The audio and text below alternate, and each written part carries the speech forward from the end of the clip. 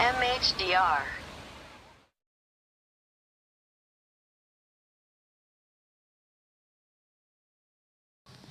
Chuyện thứ nhất, ăn vụng khoai. Có một anh chồng hay ăn vụng nhưng lại rất sợ vợ. Một bữa nọ vợ đi làm vắng, anh ta ở nhà lúi húi nướng khoai ăn. Giữa lúc nướng gần chín thì vợ về. Quẫn quá, anh ta đút luôn củ khoai nướng vào đũng quần. Khoai nóng rất khó chịu. Anh ta hết khuỳnh chân ra, lại thót bụng vào. Cuối cùng chịu không nổi, phải nhảy cẫng lên cho đỡ bỏng. Vợ thấy lạ, hỏi: nhà làm sao thế? Chồng cười nhăn nhó, chảy cả nước mắt nước mũi. Không, có sao đâu. Tao thấy u nó về, tao mừng quá, nên nhảy lên đấy mà.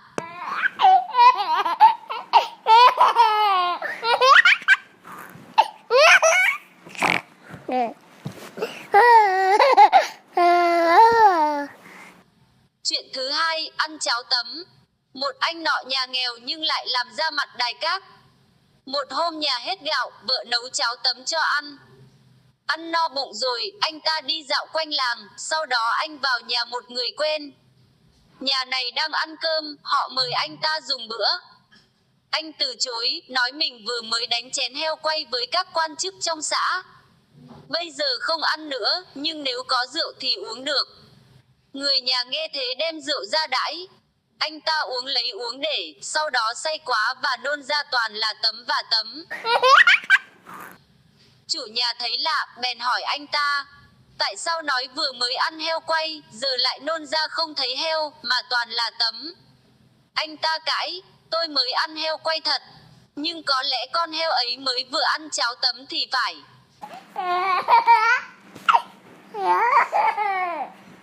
Chuyện thứ ba, ăn dấu gì.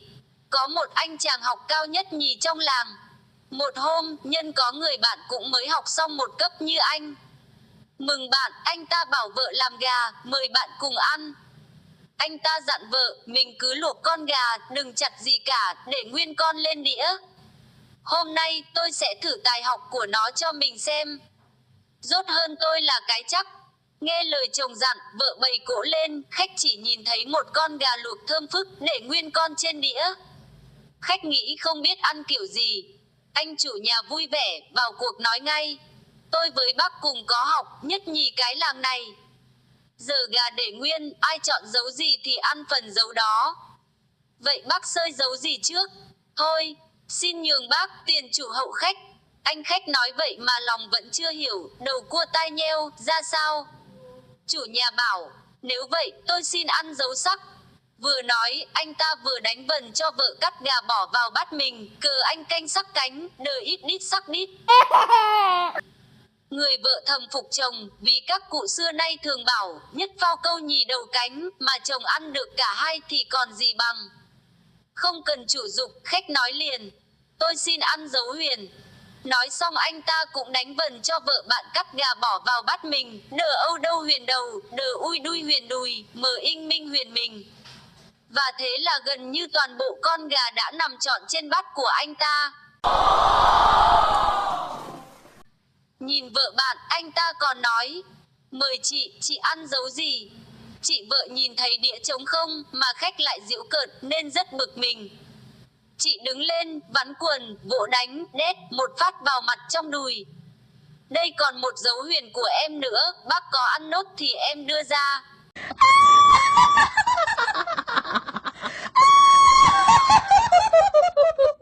Chuyện thứ tư, ai bò mặc ai. Có một anh chàng nọ, vợ vừa mới đẻ, em gái vợ đến nhà để giúp đỡ chị một tay. Anh ta vốn có thói tòm tem. Một đêm nọ, người em vợ nằm ngủ với cháu ở phòng bên, anh ta bò đến, toan sự nọ kia.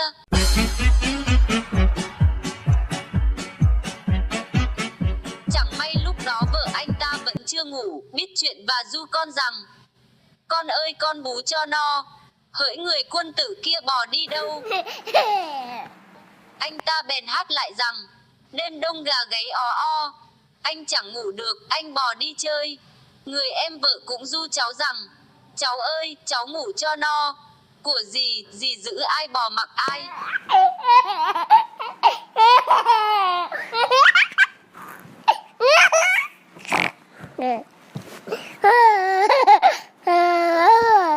Chuyện thứ 5, ấu bất học lão Hà Vi.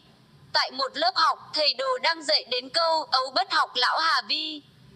Thầy bảo một anh học trò lên giảng nghĩa câu chữ đó. Anh ta bảo, ấu bất học lão Hà Vi có nghĩa là lúc nhỏ mà không học, khi lớn lên cũng chẳng sao.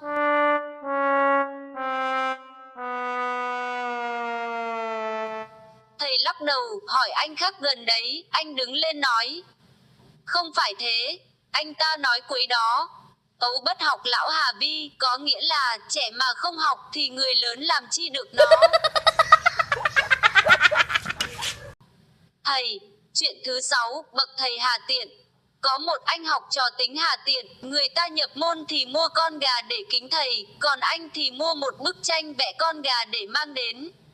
Ông thầy thấy thế, mắng rằng, gớm, anh này hoang quá, cứ vẽ vời làm gì cho tốn.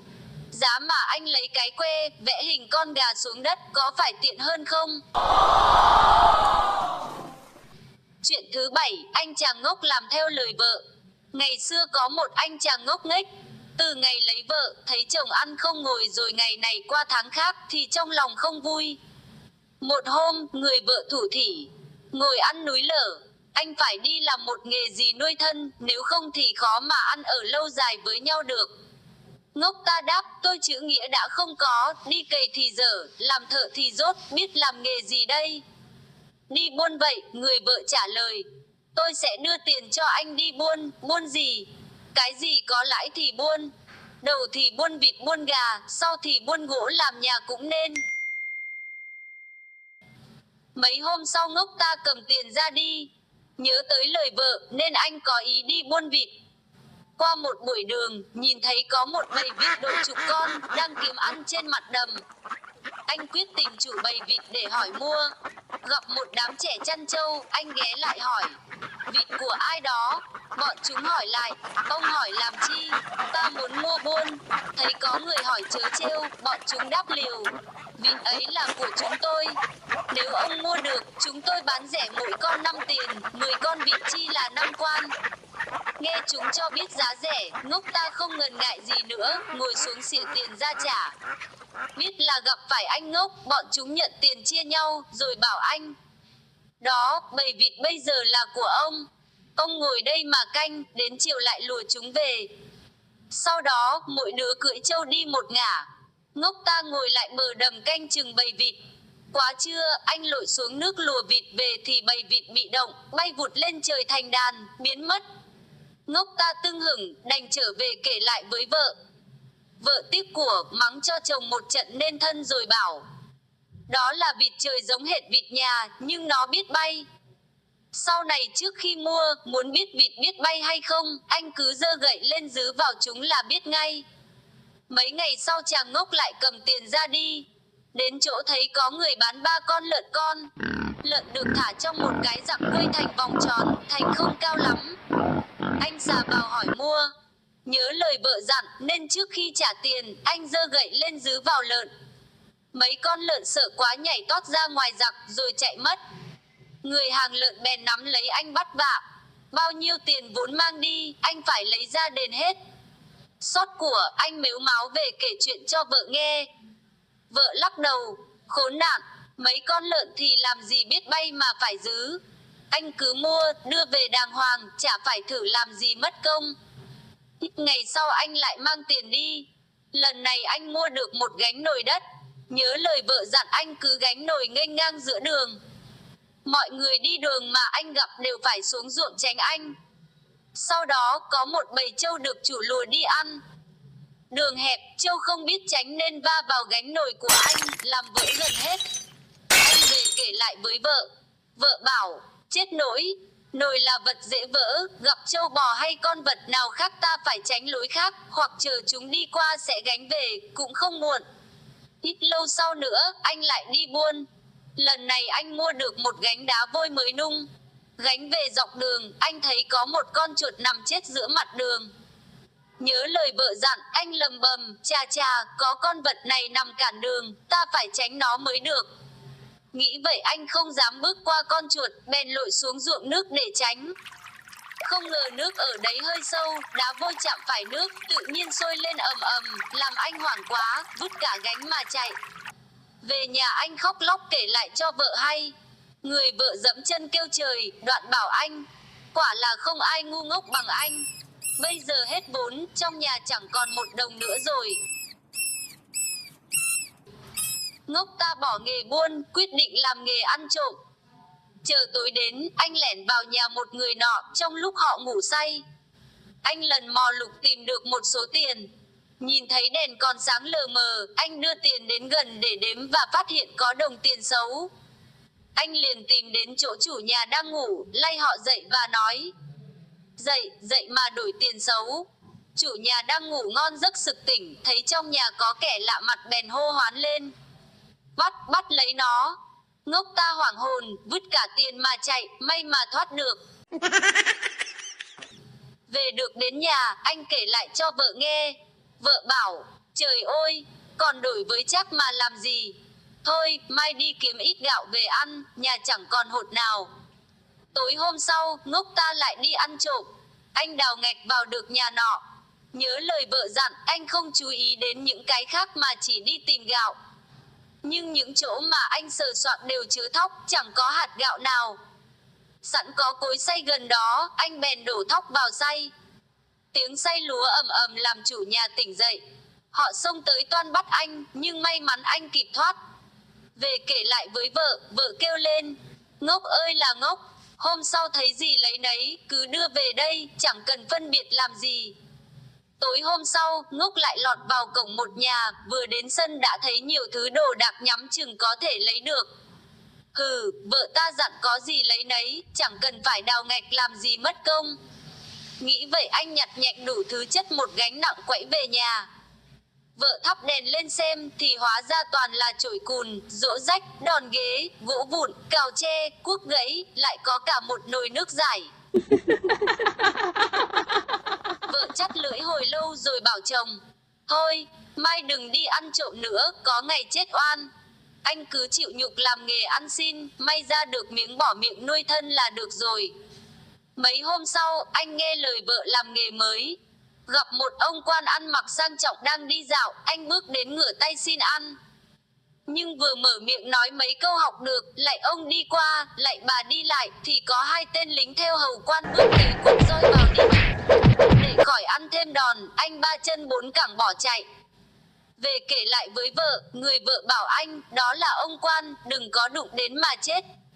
Đi xin thì tìm chỗ đông người, không xin được người này thì còn người khác, thế nào cũng được ăn. Hôm sau anh đi xin gặp một đám ma. Nhớ lời vợ dặn, anh xà vào chỗ đông người đang xúm xít khóc than, rồi ngửa tay xin hết người này đến người khác. Nhưng anh chẳng được gì mà lại còn bị mắng chửi, đuổi đánh. Anh về kể lại với vợ. Vợ bảo, đó là đám ma, anh cứ đi theo, ô hô, ít câu là sẽ được người ta cho ăn. Ít hôm sau, anh lại ra đi, gặp một đám đông khác. Không biết là đám rước dâu, anh lại làm theo lời vợ, đuổi theo đám đông vừa đi vừa bụng mặt nấc lên mấy tiếng, ô hô. Những người trong đám rước dâu cho là anh cố ý làm họ xui xẻo, liền hô nhau đánh đập tới tấp. Bị đòn đau, nhưng anh cũng cố giật ra được và chạy về. Sau khi kể cho vợ nghe, vợ bảo, đó là đám cưới. Anh chỉ cần đi theo nói mấy câu, tốt đôi, là có ăn rồi. Ít hôm sau anh lại đi, gặp một đám đông người đang chữa cháy. Nhớ lời vợ dặn anh đến gần, mồm nói liên lịa, tốt đôi, thiên hạ cho anh là thủ phạm đốt nhà, vì, tốt đôi, nói lái là, tôi đốt. Liền bắt anh trói lại nện cho một trận, lại định giải lên quan. Anh phải lạy lục xin tha vất vả mới được cho về. Về nhà, anh kể lại cho vợ nghe. Vợ bảo, đó là đám cháy. Thấy vậy anh cứ múc nước dội vào, người ta sẽ thưởng công cho. Mấy hôm sau anh lại đi, gặp mấy người thợ rèn đang hì hục đánh trên đê một thanh sắt nung đỏ. Anh bèn múc một vò nước đem đến dội vào sắt, vào bể lửa nhà thợ rèn. Thấy chuyện trớ trêu, mấy người thợ quăng búa giã cho anh một trận như đòn. Về nhà, anh mếu máo kể cho vợ hay. Vợ bảo, đó là những người thợ rèn. Anh cứ xông vào quay búa với họ là họ sẽ cho ăn. Ít lâu sau anh lại đi. Lần này Ngốc cũng tìm đến một đám đông người. Thấy có mấy người đánh nhau, chẳng nói chẳng rằng anh hùng hổ xông vào giơ tay thụi người này, co cẳng đá người nọ. Mấy người đánh nhau tuy đang còn giận dữ, nhưng thấy một người lạ vô cớ đấm đá mình, bèn bỏ đánh nhau, thụi lại cho anh những quả trời giáng. Anh đau điếng chạy về kể lại với vợ. Vợ bảo, đó là đám đánh nhau. Anh hãy can người ra, miệng nói, dĩ hòa vi quý, không khéo được người ta rủ dê chè chén. Ít lâu sau anh lại đi gặp một đám đông người khác. Thì ra họ đang xem hai con trâu đang húc nhau chí tử. Ngốc ta nhớ lời vợ dặn, chạy vào cố sức vỗ về hai con vật, miệng nói, thôi, dĩ hòa vi quý, đừng báng nhau nữa. Nhưng không may cho anh, trong lúc đổi thế, một con đã húc nhầm vào người anh làm anh thủng bụng, chết. Thế là hết đời anh chàng Ngốc.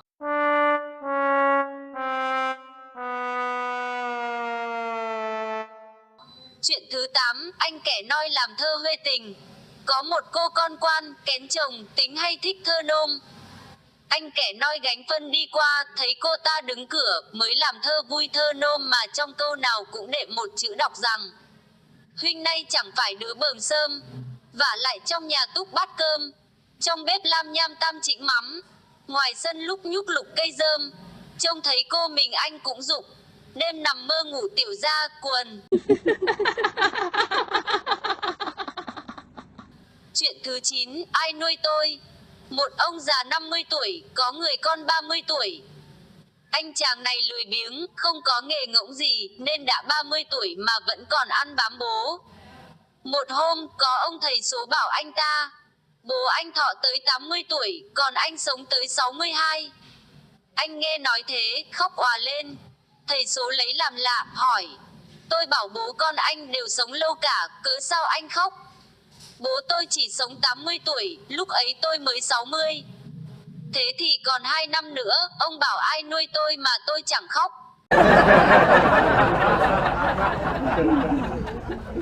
Chuyện thứ 10, anh keo kiệt. Xưa có anh keo kiệt, ăn chẳng dám ăn, mặc chẳng dám mặc, chỉ khư khư tích của làm giàu. Một hôm có người bạn rủ ra tỉnh chơi. Trước anh ta còn từ chối, sau người bạn cố nài mãi, anh ta mới vào buồng lấy một quan tiền dắt vào lưng, rồi cùng đi. Khi đến tỉnh, trông thấy cái gì anh ta cũng muốn mua, nhưng lại sợ mất tiền, bèn thôi. Trời nắng quá, muốn vào hàng nước nhưng lại sợ phải thết đãi bạn, nên không dám vào. Đến chiều trở về, hai anh qua đò, đi đến giữa sông, khát nước quá mới cúi xuống uống, chẳng may anh keo kiệt lộn cổ xuống sông. Anh bạn trên thuyền hô rằng, ai cứu được bạn tôi, xin thưởng 5 quan. Anh keo kiệt đang ở giữa dòng sông, nghe tiếng bạn hô, cố sức ngoi đầu lên mà nói, 1 quan thôi, 5 quan đắt quá.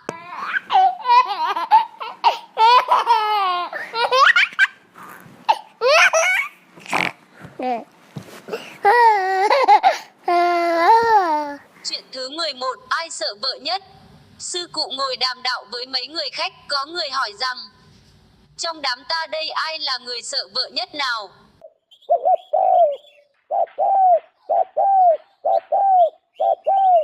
Chưa ai đáp thì sư cụ đã nhận ngay rằng, tôi sợ vợ nhất. Mọi người đều lấy làm lạ hỏi, sư cụ có vợ đâu mà sợ? Tôi sợ vợ đến nỗi không dám lấy vợ nữa cơ mà.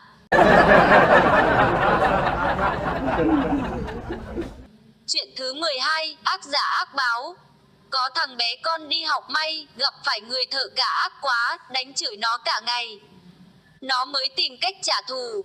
Một hôm, có nhà nọ sắp có đám cưới, mới gọi anh thợ may lại cắt quần áo.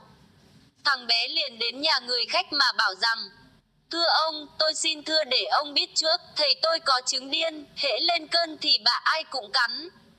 Việc nhà chủ thì gấp, vả lại quanh vùng chỉ có anh thợ ấy là may khéo. Nghe thằng bé nói thế thì cũng khó nghĩ, mới hỏi thằng bé rằng, thế những lúc thầy mày điên thì mày làm thế nào? Dạ, hễ tôi thấy thầy tôi sắp dở chứng thì tôi biết ngay, tôi liệu trước. Mày làm thế nào? Hễ thấy thầy tôi hai tay đập xuống chiếu là tôi biết cơn điên sắp nổi lên, tôi liền lấy một thanh củi dài, phang cho một hồi thế là khỏi ngay. Chủ nhà biết vậy thì cũng yên chí, gọi anh thợ may đến, nhưng lại dặn thầm với người nhà chuẩn bị sẵn mấy thanh củi đề phòng. Ngày hôm đầu anh thợ may đến làm thì không việc gì.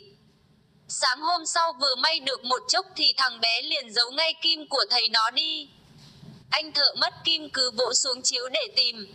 Nhà chủ thấy thế tưởng cơn điên của anh sắp nổi lên liền bảo người nhà lấy thanh củi phang cho một trận.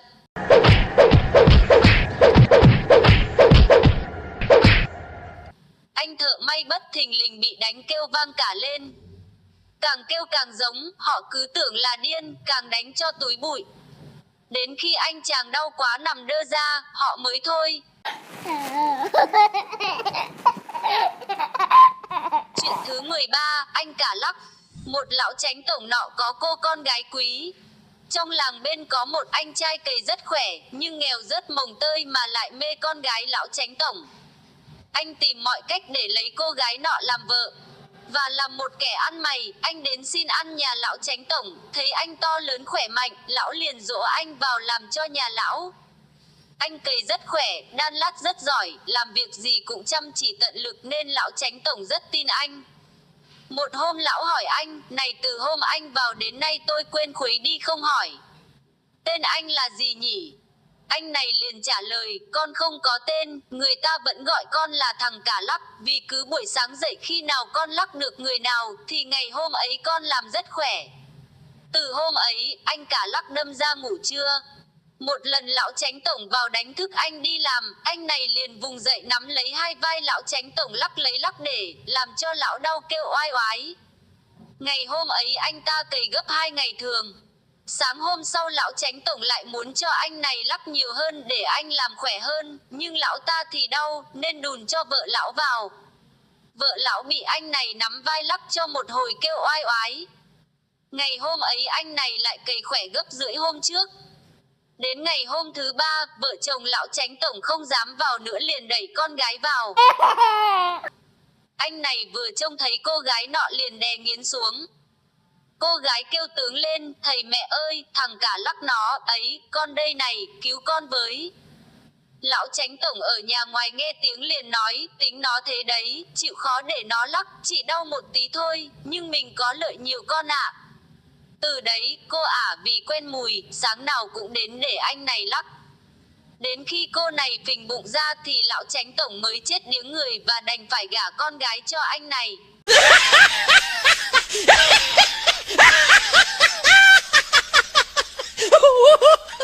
Chuyện thứ 14, ăn quen bén mùi. Một chị sang thổi lửa ở nhà một ông lão hàng xóm góa vợ từ lâu. Chị này vô ý đánh tiếng rắm, ông lão liền bắt đền, mày làm bạt vía thổ công nhà ông sẽ trình làng. Chị van lại xin tha. Ông ra điều kiện, chị phải nằm để ông thu vía thổ công. Chị đành nghe, thu xong, ông lão nằm mệt lử. Hôm sau chị này quen mùi, lại sang thổi lửa. Thổi một lúc, chị chạy lên nói với ông lão, ông, hôm nay cháu lại đánh rắm đấy.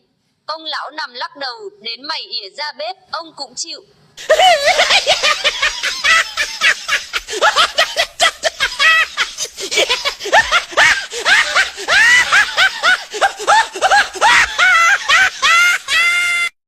Chuyện thứ 15, anh hai vợ. Có một anh chàng hai vợ, tối đến phải ngủ chung với vợ cả ở nhà trong, còn vợ bé thì nằm ở giường nhà ngoài.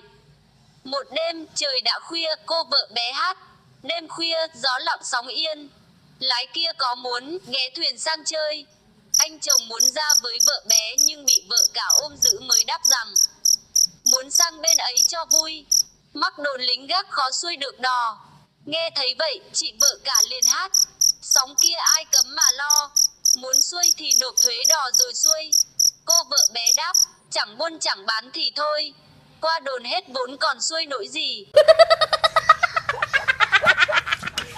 Chuyện thứ 16, ăn trộm mèo vua. Vua có một con mèo tam thể rất đẹp, cả ngày chỉ nâng niu mèo, cho chén thịt cá thừa thãi.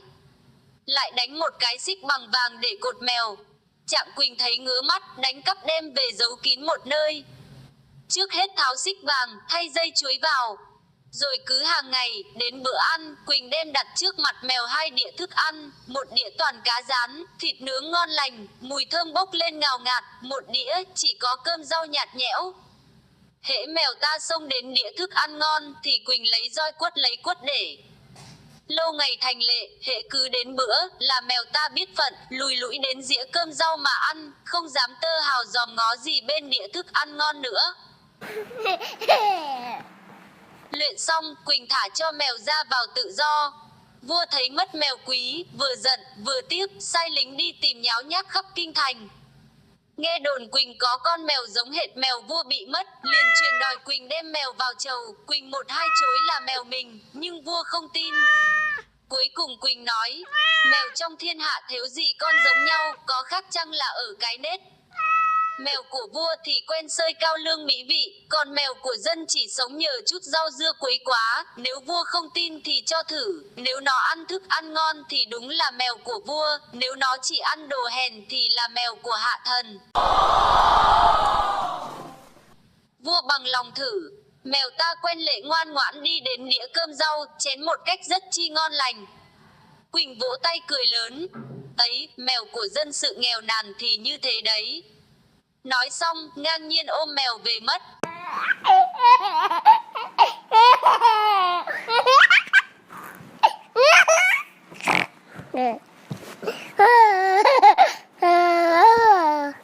Chuyện thứ 17, bẩm quan lớn, ngài minh lắm. Ông huyện nọ có thói quen dùng một cái lông voi để xỉa răng. Một hôm đi đốc đê xa, ông để quên lông voi ở nhà. Bữa cơm xong, không có lông voi để xỉa, ông lấy làm khó chịu lắm, mới gọi một tên lệ lại bảo. Mày chạy nhanh về nhà bảo bà lấy cho tao cái lông voi. Anh lệ về đến nhà, quên bánh mất lời dặn của quan nên rất lo lắng. Anh cố nghĩ ngợi xem quan bảo mình về lấy cái lông gì. Nghĩ mãi chẳng ra, đành phải rụt rè thưa với bà huyện. Thưa bà lấy cho quan ông cái lông. Bà huyện thấy anh lệ ấm mới đoán già đoán non là chồng đi xa chắc nhớ, nên muốn xin một cái gì của mình để ngắm cho khuây khỏa. Bà vội nhổ lấy một cái, gói vào giấy rồi đem ra cho anh lệ mà dặn. Mày cầm lên cho quan, nhưng mày mà làm mất thì mày chết. Anh lính đang bực mình vì không nhớ ra cái lông gì, nên trên đường đi mới tò mò dở gói ra xem. Chẳng may, có trận gió thổi qua, chiếc lông bay đi mất, tìm mãi không thấy. Nhớ lời dặn của bà huyện, anh lệ hoảng lên, vội chạy về nhà, vừa khóc vừa kể lại sự việc cho mẹ nghe. Bà mẹ thương con mới vào buồng nhổ của mình một cái, cũng gói vào giấy đưa cho con, bảo con mang lên cho quan. Anh lệ gặp quan, bụng cứ nơm nớp lo. Quan mở gói ra không thấy cái lông voi mình đang cần, mới nổi giận. Lông gì thế này? Lông, mẹ mày đấy à? Anh ngỡ là quan đã biết hết, mới van lại cuống quýt. Bẩm quan lớn, ngài minh lắm.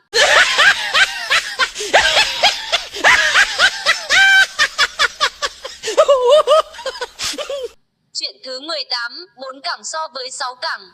Có chú lính nọ, quan sai chạy giấy gấp. Thầy cai cấp ngựa để anh ta đi nhanh hơn. Chú lính dắt ngựa ra đường, nhưng không cưỡi, cứ sắn quần lên tận bẹt, ra roi đánh ngựa, rồi cắm cổ chạy theo. Người đi đường lấy làm lạ, hỏi, sao không cưỡi lên ngựa chạy cho mau? Chú lính hổn hển đáp, giọng có vẻ tự đắc, rõ khéo cho anh, 4 cẳng lại chạy nhanh hơn 6 cẳng được à?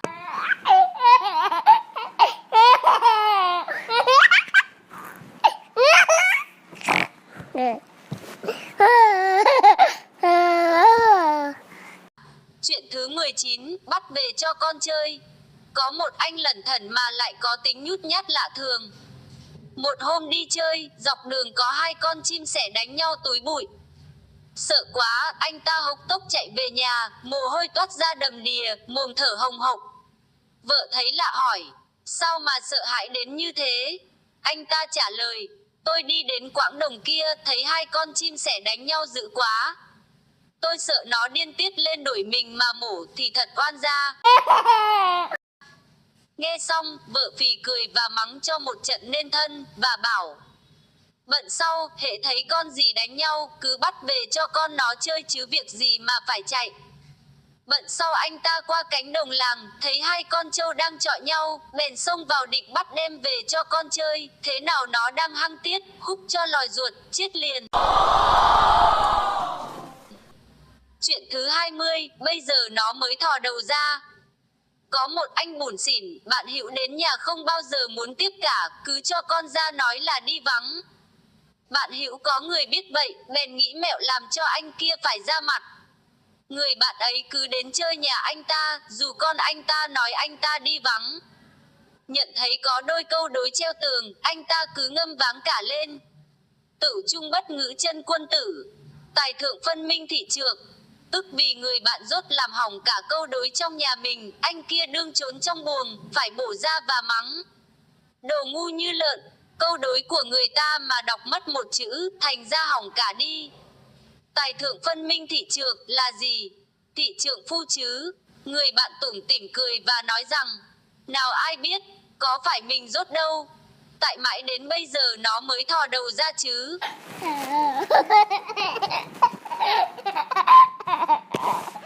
Chuyện thứ 21, bỏ vạc nước sôi cũng được.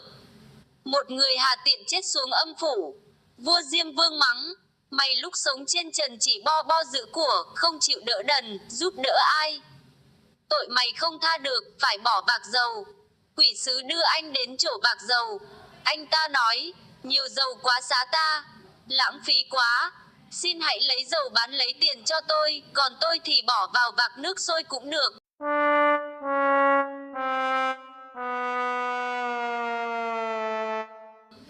Chuyện thứ 22, bất tỉnh nhân sự. Một anh có tính ngủ mê. Một hôm ngủ mê quá, đến nỗi anh em họ khiêng ra chùa, cạo chọc cả đầu đi mà cũng vẫn ngủ, không biết gì. Đến khi trở dậy, thấy mình ở chùa, mà sờ lên đầu thì không thấy tóc, lấy làm nghi ngờ, chẳng biết có phải mình không hay là sư, mới hỏi rằng, ta hay sư, sư hay ta, ta ơi, có phải ta không hả ta? Chẳng thấy thưa, mới lẩm bẩm rằng, cứ đi về nhà thử xem thì biết, hễ phải ta thì chó nó không cắn, mà không phải ta thì nó cắn. Bèn đứng dậy đi về. Nhưng mà về đến nhà, chó nó thấy đầu chọc, dị dạng, nó cắn rầm lên. Anh chắc là không phải mình rồi, bỏ nhà đi biệt không về nữa.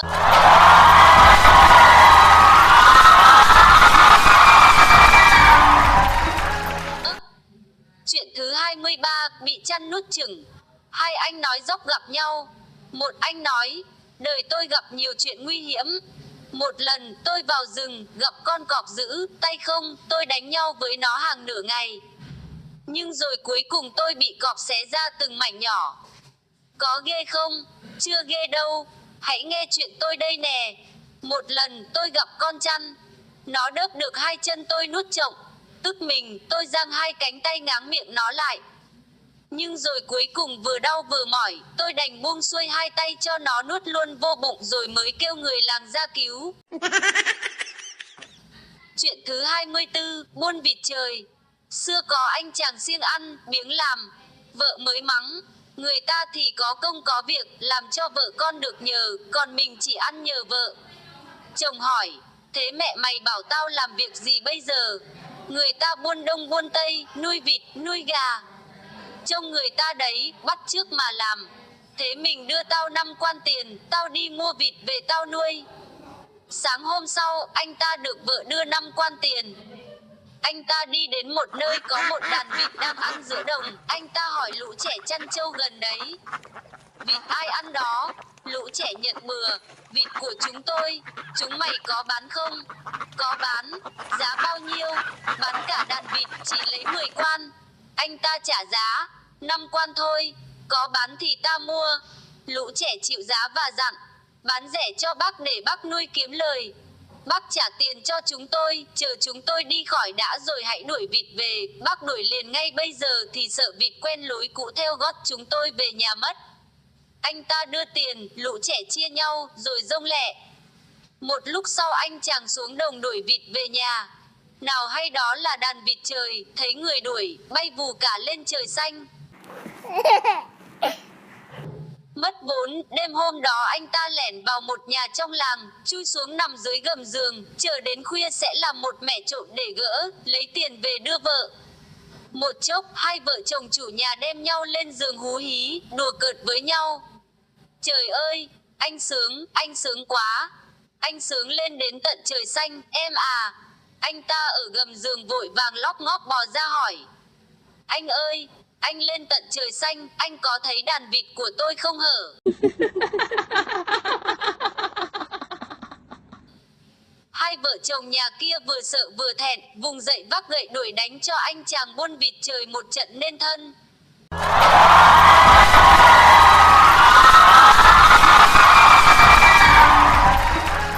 Chuyện thứ 25, ba điều ước. Có hai vợ chồng nhà nọ một hôm rỗi rãi ngồi bàn nhau, giá ta học được phép, cầu được ước thấy, thì thích biết mấy. Bụt mới hiện xuống nói với hai vợ chồng rằng, ta sẽ cho các người ba điều ước. Vậy từ giờ vợ chồng ngươi có thể ước được rồi. Wow! Rồi Bụt biến mất, vợ chồng bàn nhau nghĩ kỹ rồi hãy ước. Một hôm trời mưa, hai vợ chồng ngồi dưới bếp rang ngô, vợ buột mồm, ước gì có miếng dồi chó mà ăn bây giờ thì thích biết mấy, bố mày nhỉ. Thế là miếng dồi chó hiện ra, rơi xuống trước mặt hai vợ chồng. Thế là mất một điều ước. Anh chồng tức quá nghiến răng rủa vợ, ông cũng ước gì cái miếng dồi chó nó dính vào cái lỗ mũi mày cho mày biết thân. Quả thật miếng dồi chó bay lên chít vào lỗ mũi vợ. Thế là mất toi hai điều ước. Bây giờ thì việc cần nhất là phải làm thế nào cho miếng dồi chó bay đi khỏi mũi vợ đã. Anh chồng đành buồn rầu mà ước nốt điều cuối cùng. Ước gì miếng dồi chó bay ra khỏi mũi bu nhà tôi. Thế là miếng dồi chó bay đi mất, cũng đi tong ba điều ước.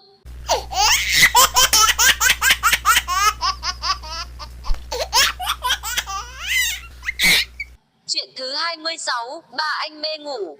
Ba anh uống rượu, say tít cùng ngủ một giường. Cả ngứa đùi, cứ nhẹ đùi hai mà gãi. Càng ngứa lại càng gãi mạnh, đến nỗi đùi hai chảy máu ra lênh láng. Hai sờ thấy ướt, ngỡ là ba đái dầm nên gọi dậy. Ba dậy đi đái, thấy tiếng lọc rượu bên láng giềng, cho là mình đái chưa hết, cứ vạch quần đứng mãi. Chợt có bọn lính đi tuần, thấy ba đứng đó liền kêu lên, trộm, trộm. Ba sợ quá, chui vào dậu người láng giềng nhưng cũng bị lính vụt theo cho mấy côn. Người láng giềng nghe thấy động, chạy ra hỏi xem cái gì. Ba xua tay bảo, chết, im, ngoài ấy có người đang phải đòn.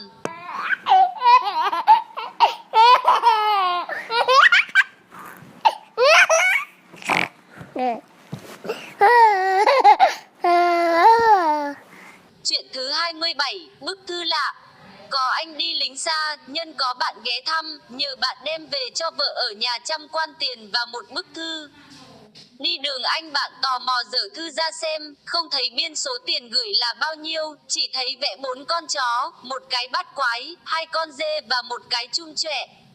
Bèn nảy ra ý ăn bớt tiền. Về đến nhà, anh ta chỉ giao cho vợ bạn bức thư và 40 quan tiền thôi. Người vợ xem thư biết thiếu tiền liền lên quan nhờ phân xử.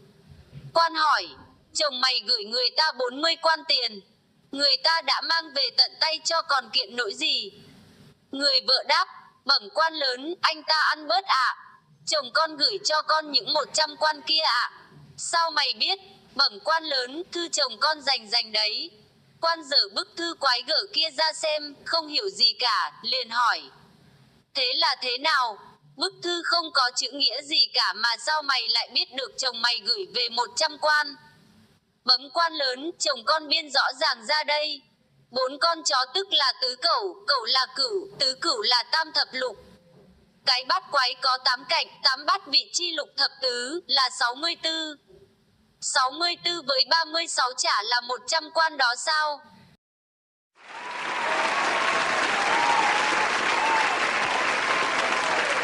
Quan cho là phải, bắt anh kia phải trả đủ số tiền, nhưng ngài còn hỏi người đàn bà. Thế còn 2 con dê và cái trũng trẹ là ý thế nào? Người đàn bà sượng sùng không nói. Quan gạn mãi mới thưa rằng, đấy là nhà con vẽ đùa. Đùa thế có ý gì? Phải nói ra. Bẩm quan lớn, 2 con dê và cái trũng trẹ là nhà con muốn bảo con rằng đến Tết trùng dương thì nhà con sẽ về chơi thăm nhà, đánh trũng trẹ với nhau đấy ạ.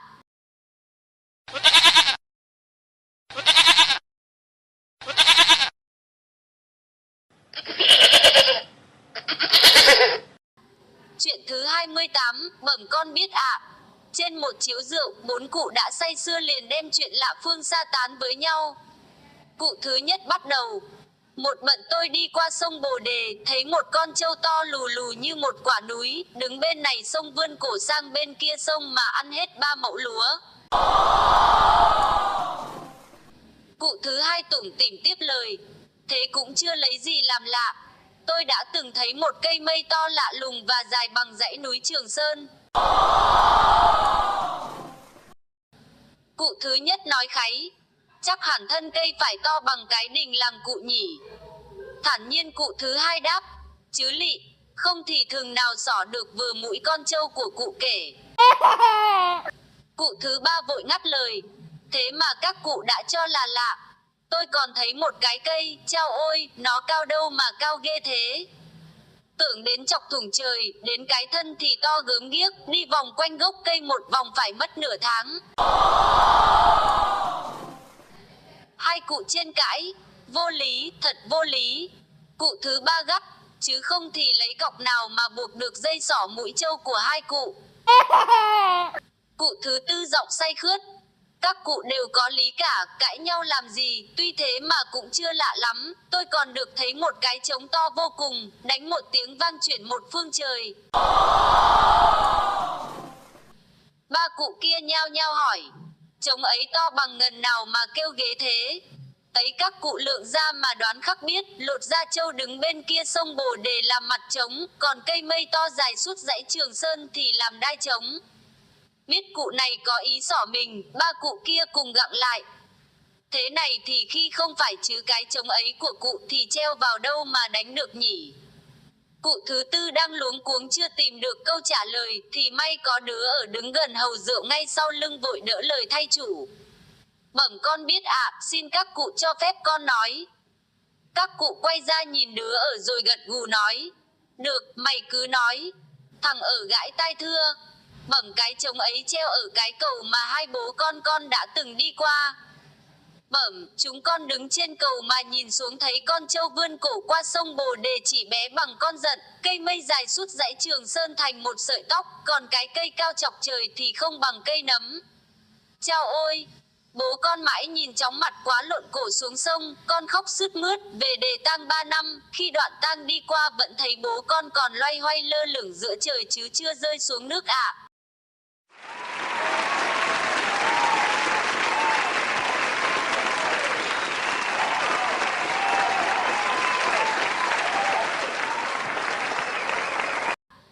Chuyện thứ 29, bà đẻ Phượng Hoàng.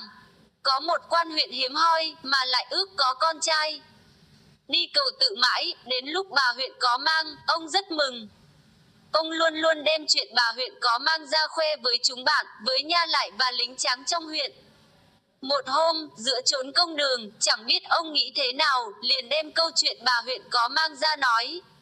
Ông đố mọi người, đố ai biết bà nhà tôi đẻ con trai hay con gái? Các thầy thông, thầy đề liền đua nhau nói. Nhất định thế nào bà cũng đẻ con trai. Nhưng có anh lính quạt hầu cho quan, lại có ý kiến khác. Con thấy bà nhất định sẽ đẻ ra Phượng Hoàng. Quan huyện thú lắm, vì Phượng Hoàng thuộc loài tứ quý.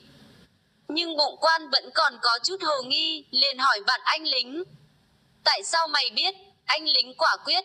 Con biết lắm chứ, vì hôm qua khi bà ngồi tắm, con thấy cái mỏ Phượng Hoàng nó thò ra.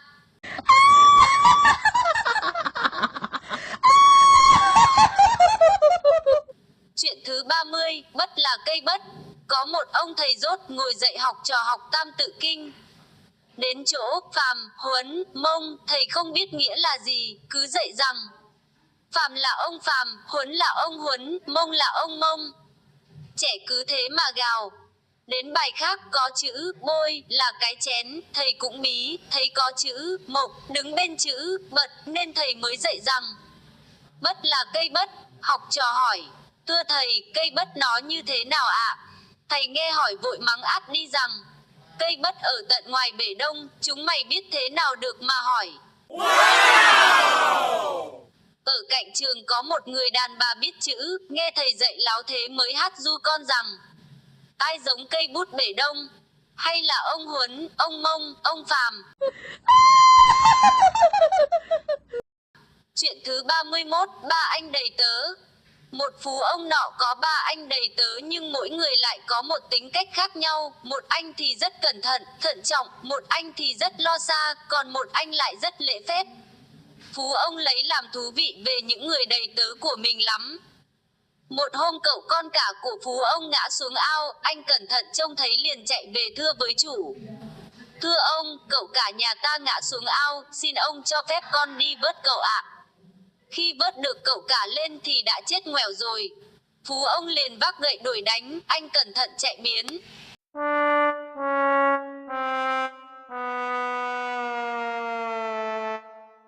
Phú ông sai anh lo xa đi mua áo quan về để khâm liệm, được một lúc anh này mang về 2 cái.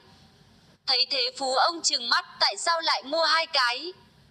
Anh này trả lời, ấy con mua phòng xa thế, để nhỡ cậu hai có chết đuối thì có cái dùng ngay. Phú ông lại vác gậy đuổi đánh anh này. Chỉ còn anh lễ phép vẫn được lòng chủ. Cho đến một hôm anh ta cùng chủ đi chơi đến một chỗ lội, bùn ngập đến ống chân mà anh ta vẫn vui vẻ khiêng, không một lời phàn nàn. Thấy thế chủ anh ta bèn khen, để khuyến khích anh ta, anh khá lắm, chịu khó lắm, cứ cố gắng đi rồi đến Tết tôi sẽ may cho bộ cánh. Rồi xem có đám nào tôi sẽ hỏi cho một đám. Vừa nói đến đấy thì anh lễ phép đặt cáng xuống giữa đống bùn rồi khoanh tay lễ phép, con xin đa tạ ông. Thế là cả bộ quần trùng áo dài trắng bốp của ông chủ nhuộm trong đống bùn.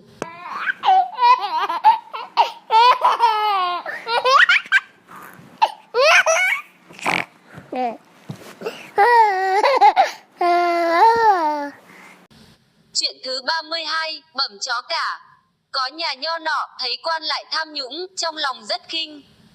Một hôm, các quan đến nhà chơi, trong số đó có cả mấy bạn đồng song thuở trước. Ông ra bảo người nhà dọn rượu thết. Người nhà bưng mâm lên, ông ta đứng dậy thưa. Chả mấy khi rồng đến nhà tôm, các ngài có bụng yêu nhà nho thanh bạch, có chén rượu nhạt xin các ngài chiếu cố cho. Các quan cầm đũa gắp mấy món. Các quan ăn thấy ngon miệng, liền khề khà hỏi, đây đĩa gì, kia bát gì. Nhà nho thong thả nói, đây là chó, kia cũng là chó, bẩm toàn là chó cả.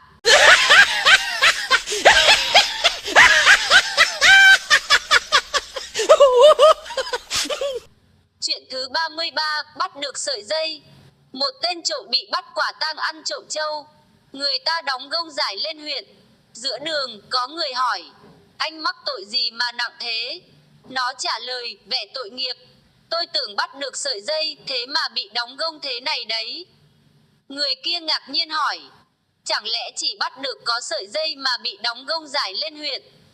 Tên ăn trộm nói, bởi vì đầu sợi dây có buộc một vật.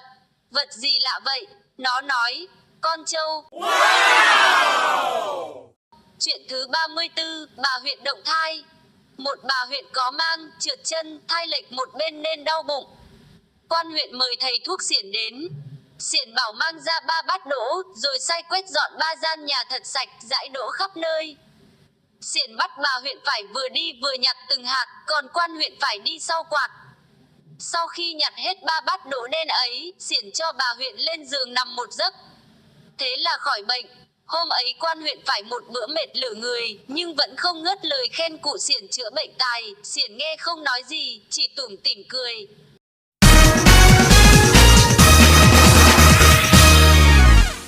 Chuyện thứ 35, con rắn vuông. Anh chàng nọ tính khoác lác đã quen. Bữa kia đi chơi về bảo vợ, này mình ạ, hôm nay tôi vào rừng trông thấy một con rắn, chao ôi, to ơi là to, dài ơi là dài. Bề ngang thì chắc chắn là 40 thước rồi, còn bề dài thì dễ đến hơn 100 thước. Vợ không tin, nhưng cũng định trêu chồng một mẻ. Tôi nghe người ta nói có rắn dài đã nhiều, nhưng làm gì có giống rắn dài như anh nói thế. Tôi nhất định không tin. Chồng làm như thật, vợ bĩu môi, cũng chẳng đến. Chồng cương quyết, tôi chắc chắn là nó dài 60 thước chứ không hoa. Vợ vẫn khăng khăng, vẫn không dài đến nước ấy đâu. Chồng rút lui một lần nữa. Lần này thì tôi nói thật nhé, con rắn dài đến 40 thước, không kém một phân. Vợ bò lăn ra cười. Con rắn anh thấy, bề ngang đã chắc chắn là 40 thước rồi, bề dài cũng lại đến 40 thước không kém một phân, thì chẳng hóa ra là con rắn vuông à. Chuyện thứ 36, cứt ăn mất rồi. Anh chồng nọ đã lấy phải một mụ vợ cả hay ghen lại còn đa mang thêm mụ vợ lẽ. Mụ vợ cả muốn giữ chồng ở với mình, bèn nhốt người vợ lẽ vào buồng trong, lại còn khôn ngoan bắt chõng ngủ ngay trước cửa, không cho chồng vào. Chồng tức quá chẳng biết làm cách nào để lọt vào với vợ lẽ. Đêm nọ, chắc vợ cả đã ngủ say, anh ta mới rón rén luồn qua chõng, lọt vào buồng. Bất ngờ vợ cả thấy động mới thức giấc vùng dậy, đốt đèn đi soi. Anh chồng hoảng quá vội vàng chui tọt xuống gầm giường ngồi thu lu một góc. Vợ cả thấy, sừng sỏ hỏi, ngồi làm gì đây? Anh chồng trả lời, ông ngồi ỉa chứ làm gì?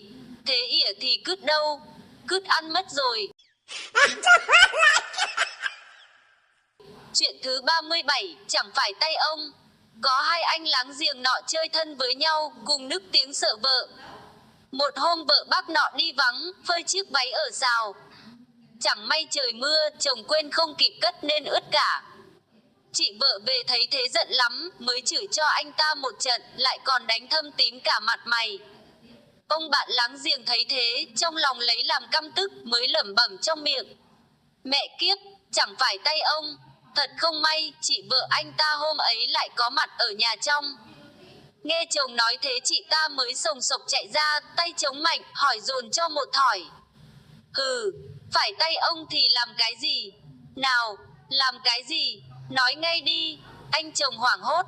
Phải tay tôi thì tôi cất trước khi trời mưa, chứ có gì mà ồn lên thế.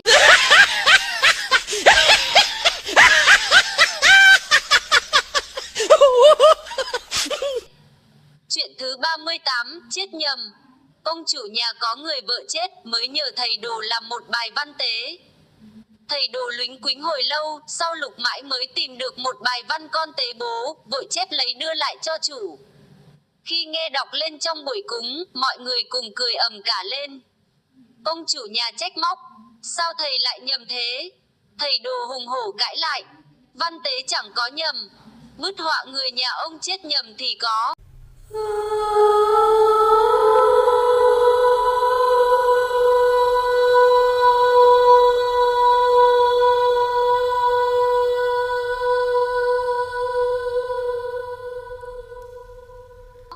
Chuyện thứ 39, chốc nữa tao sang.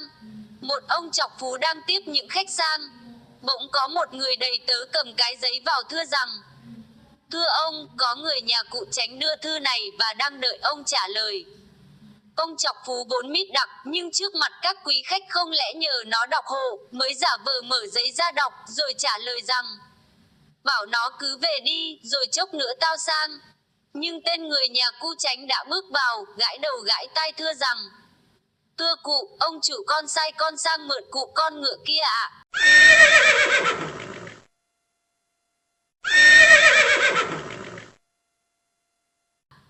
Chuyện thứ 40, cái chổi lông gà. Một anh nọ theo một danh y để học nghề thuốc. Mỗi lần thầy đi chữa đâu là anh ta đi theo bén gót để xem cách thầy chữa bệnh như thế nào. Một hôm hai thầy trò đến nhà một bệnh nhân. Vừa mới bắt mạch thầy đã lớn tiếng la dày con bệnh. Thế này thì quá đi mất. Sao đã dặn đừng ăn quýt mà không chịu nghe lời thầy? Tôi liệu mà tìm thầy khác đi. Nghe nói thế, cả nhà bệnh nhân ra thú nhận việc có mua quýt cho bệnh nhân ăn và van nài thầy thương tình chữa cháy cho. Anh học trò rất khâm phục thầy. Lúc trở về anh ta thưa thầy, từ lúc xách khăn gói theo thầy đến nay con chưa lúc nào thấy thầy chỉ bắt mạch mà biết được người ta ăn quýt. Vậy xin thầy làm ơn dạy cho con phép đó để về sau con kiếm ăn. Thầy đáp, có khó gì việc ấy. Lúc mới vào tao đảo nhãn nhìn khắp mọi nơi, thấy có vỏ quýt tươi rói vứt ở gầm giường. Quýt ấy không phải của bệnh nhân ăn thì còn của ai nữa.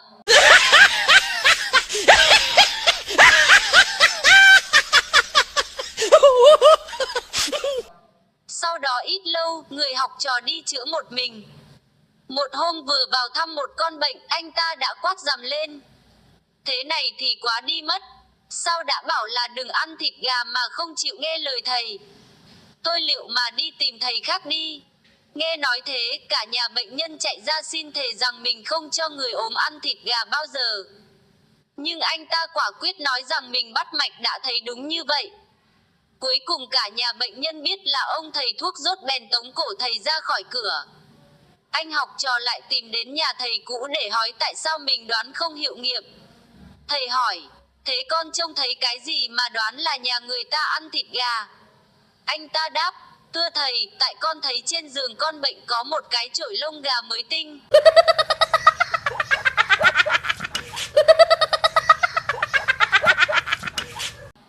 Chuyện thứ 41, con xin chịu. Có anh chàng kia, vốn ngốc đại là ngốc mà lại lần đầu phải đi làm rể nên trong bụng rất lo. Biết tính con, nên trước khi đi bố mẹ gọi vào dặn dò. Ở rể thì có gì mà ngại. Chỉ cần bố vợ làm gì mình làm nấy, cho khỏi mất lòng ông ta là được.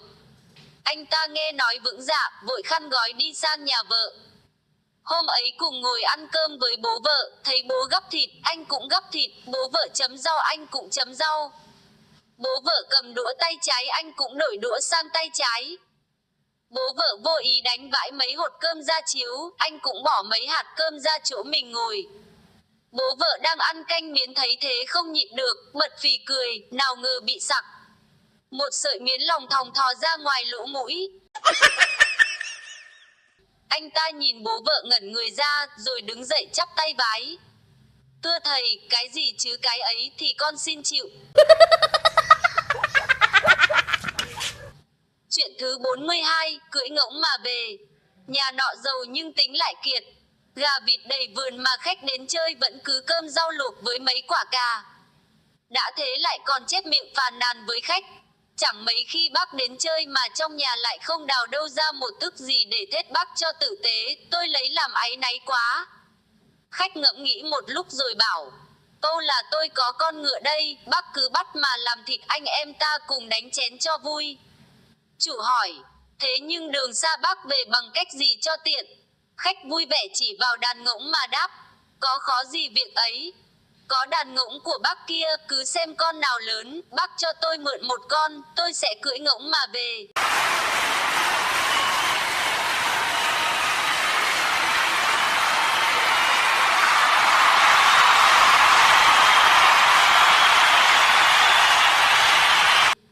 Chuyện thứ 43, chỉ tại anh thầy địa lý.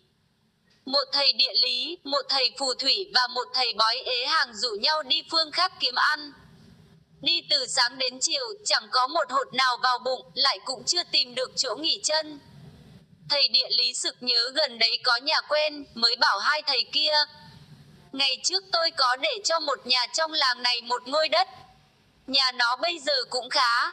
Anh em ta cố gắng đi đến đây thế nào cũng được bữa chén no say.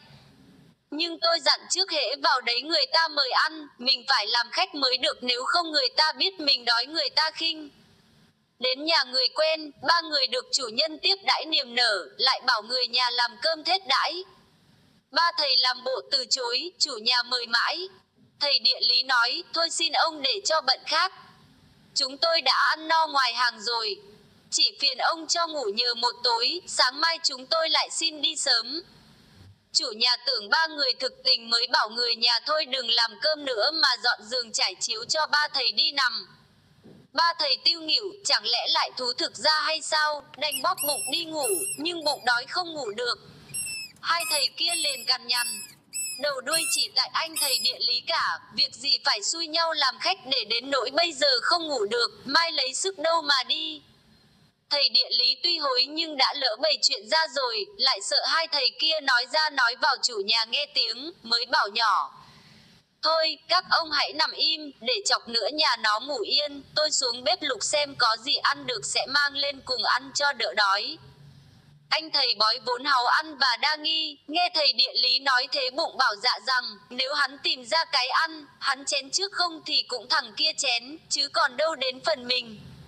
Nghĩ vậy vội vàng lẻn dậy lần mò đường vào bếp. Chẳng may sờ soạng thế nào dẫm phải cái cuốc dựng ở xó nhà, cán cuốc đập đánh, độc, một cái vào đầu. Tưởng người nhà Dình biết nó đánh, thầy bói luống cuống kêu inh lên. Ôi trời ơi, tôi lạy ông tha cho. Sự này chỉ tại anh thầy địa lý. Chuyện thứ 44, con giun đất. Quan án không dâu sang chơi ăn cơm với quan tuần dâu rậm. Quan tuần lùa cơm lúng túng để dính một hạt cơm vào dâu. Tên lính hầu vội quỳ xuống lâm bẩm. Bẩm quan lớn, trong chòm dâu của quan lớn có hạt ngọc minh châu ạ. Wow! Quan tuần thủng thinh vuốt dâu. Hạt cơm rơi xuống. Sau bữa ấy về nhà, quan án mới gọi tên lính hầu của mình vào bảo. Đấy, mày đã thấy chú lính bên quan tuần thông minh thế đấy. Giá mày cũng được như nó thì tao đẹp mặt biết bao. Hôm khác, quan tuần sang quan án ăn cơm. Giữa bữa có một sợi bún dính bệt vào mép quan án, tên lính hầu thấy thế vội quỳ xuống bẩm. Bẩm quan lớn, trên mép quan lớn có con giun đất ạ.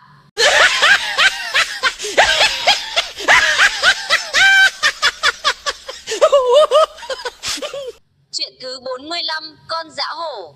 Một chú tiểu được sư ông đưa lên núi cao tu hành từ khi còn tấm bé. Cho đến khi anh lớn lên vẫn không được một lúc nào giao thiệp với người ngoài. Một hôm chú tiểu được sư ông đưa xuống núi chơi. Thấy một người đàn bà, chú tiểu hỏi. Cái gì đây? Sư ông đáp. Đó là con dã hổ, dữ hơn cả hổ lang đấy. Wow! Chiều đến sư ông đưa tiểu trở về.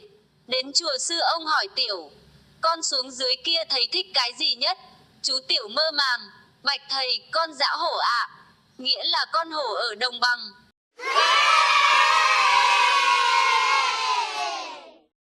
Chuyện thứ 46, chồng điếc vợ câm. Có đôi vợ chồng nọ, chồng thì điếc, vợ thì câm, nói chuyện với nhau bằng tín hiệu. Bữa nọ có đám cháy lớn ở làng bên, chị vợ chạy đi xem, khi trở về, chồng hỏi. Cháy hử, nhà ai thế? Chị vợ cầm ngang chiếc đũa, để đầu ngón tay trỏ vào chính giữa. Chồng hiểu ý ngay, cháy nhà thằng cu cân. Wow! Thể thằng chồng nhà nó đi đâu mà để củi lửa làm vậy? Chị vợ bèn đi giật lùi mấy bước. Chồng gật, lên mạn ngược. Wow! Thế nó lên mạn ngược làm gì? Chị vợ tốc váy lên, trỏ ngón tay vào cái ấy của mình, rồi dí vào mũi chồng. Chồng hiểu. Nó lên mạn ngược bán mắm tôm.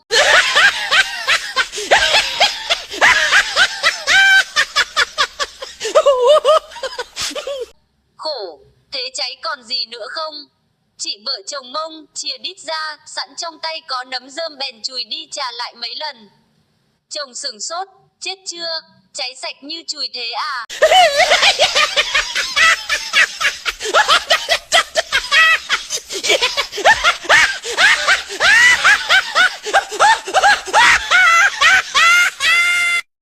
Chuyện thứ 47, chôn vàng. Có người bán nửa gia tài, dồn tiền lại mua được vàng bèn đào lỗ chôn ở góc vườn. Thỉnh thoảng người đó lại moi lên ngắm nghía, lấy làm thích thú lắm. Có kẻ Dình biết lén đến đào trộm mất. Người kia bị mất vàng, đau xót quá, ngồi ôm mặt khóc thảm thiết.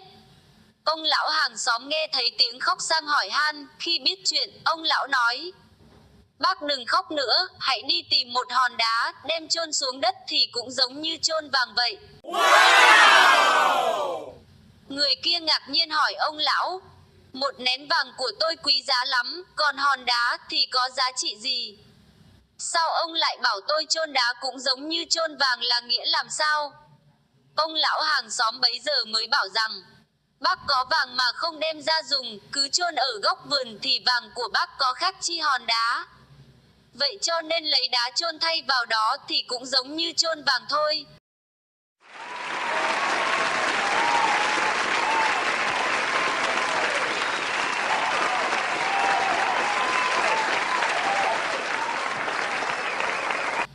Chuyện thứ 48, cho đủ cặp. Hai anh bạn kia ngồi uống rượu nhắm với chim rồng rộc. Cả mâm chỉ có 4 con mà một mình anh đã làm 3 con rồi.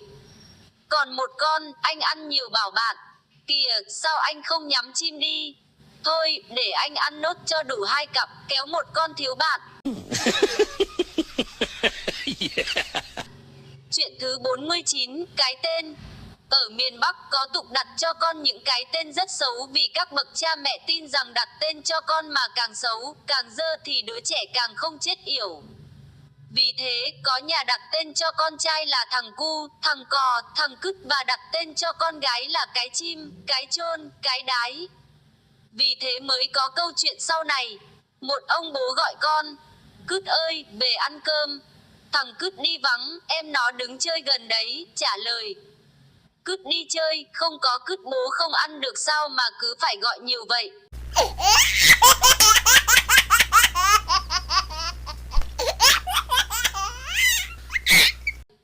Chuyện thứ 50, cao cờ.